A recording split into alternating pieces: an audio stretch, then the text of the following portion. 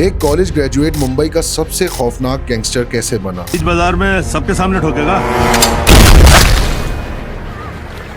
Police उसके पीछे सालों तक क्यों भागती रही? आखिर उसकी दाऊद इब्राहिम और दूसरे अंडरवर्ल्ड गैंग से दुश्मनी कैसे शुरू हुई? और 11 जनवरी 1982 को ऐसा क्या हुआ कि मुंबई पुलिस को दिन के उजाले में उसका खात्मा करना पड़ा? आज हम जानेंगे मनिया सुरवे की असली कहानी, एक ऐसी ट्रू क्राइम स्टोरी जो आज भी मुंबई के अंडरवर्ल्ड की तारीख का अहम हिस्सा मानी जाती है। एज ऑफ स्टोरीज की वीडियोस में एक बार फिर से खुशामदीद। मुंबई 1970 और 1980 की दहाई, ये वो दौर था जब शहर तरक्की कर रहा था, लेकिन दूसरी तरफ स्मगलिंग, हफ्ता वसूली और गैंग वॉर्स भी रोज का मामूल बन चुके थे। हर इलाके पर किसी न किसी गैंग का कब्जा था। इसी माहौल में एक नया नाम धीरे धीरे उभर रहा था, मनिया सुरवे। मनिया सुरवे का असल नाम मनोहर अर्जुन सुरवे था। उसकी पैदाइश 1944 के करीब मुंबई में हुई। बचपन में उसकी जिंदगी बिल्कुल आम थी। घर वाले चाहते थे कि वो तालीम हासिल करे और एक इज्जत के साथ जिंदगी गुजारे। कॉलेज के दिनों में वो पढ़ाई में ठीक था और किसी को अंदाजा नहीं था कि ये जवान एक दिन मुंबई का अंडरवर्ल्ड का हिस्सा बन जाएगा। लेकिन जिंदगी हमेशा सीधी नहीं चलती। मनिया की कंपनी धीरे धीरे ऐसे लोगों के साथ बनने लगी जो जुर्म की दुनिया से ताल्लुक रखते थे। इसी दौरान एक कत्ल के केस ने उसकी पूरी जिंदगी बदल दी। रिपोर्ट्स के मुताबिक अपने स्टेप ब्रदर के साथ मिलकर एक आदमी के कत्ल के इल्जाम में उसे गिरफ्तार किया गया। कोर्ट ने उसे उम्र भर की कैद सुना दी। इसी फैसले ने उसके सपने भी छीन लिए और आजादी भी। जेल अक्सर लोगों को तोड़ देती है, लेकिन मनिया ने जेल के अंदर एक अलग ही हिस्सा इख्तियार किया। उसने पढ़ाई जारी रखी और ग्रेजुएशन कंप्लीट की, इंग्लिश सीखी और अपनी सोच को मजीद तेज बनाया। इसी वजह से कई लोग उसे उस दौर के दूसरे क्रिमिनल से मुख्तलिफ समझते थे। लेकिन जेल सिर्फ किताबों की जगह नहीं, वहाँ उसकी मुलाकात कई डेंजरस क्रिमिनल से हुई। उन लोगों की प्लानिंग, उनके कॉन्टेक्ट्स और जुर्म की तारीखों ने मनिया को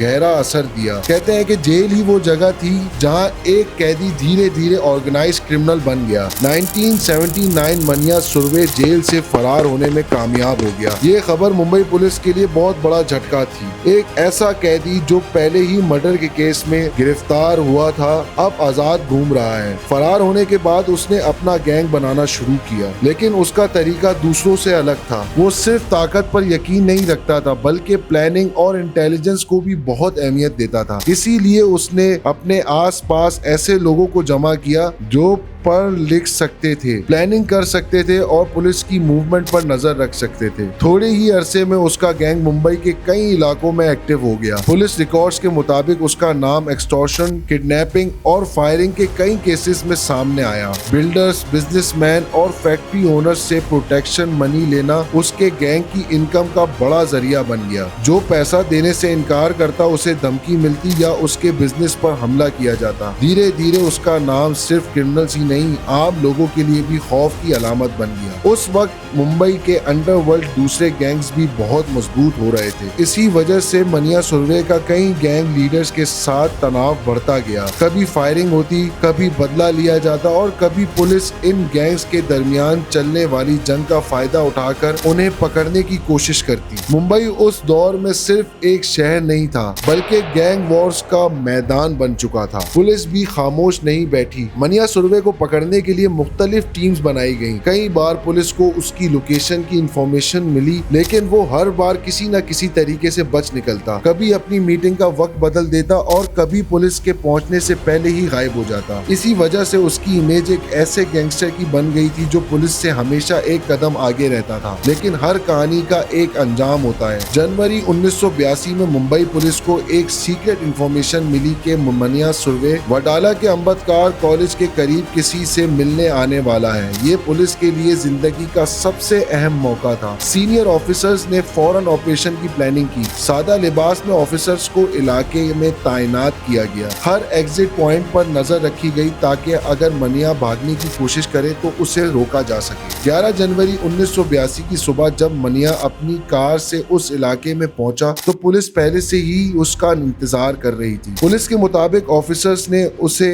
सरेंडर करने का इशारा दिया, लेकिन उसने भागने की कोशिश की। इसके बाद फायरिंग शुरू हुई। चंद ही सेकंड्स में कई गोलियां चल चुकी थी। मनिया जमीन पर गिर गया और उसे फौरन हॉस्पिटल ले जाया गया, लेकिन डॉक्टर्स उसकी जान ना बचा सके। ये इनकाउंटर पूरे इंडिया में हेडलाइंस बन गया। बहुत से लोगों ने इसे मुंबई पुलिस की सबसे बड़ी कामयाबी करार दिया, जबकि कुछ लोगों ने इस इनकाउंटर पर सवालात उठाए।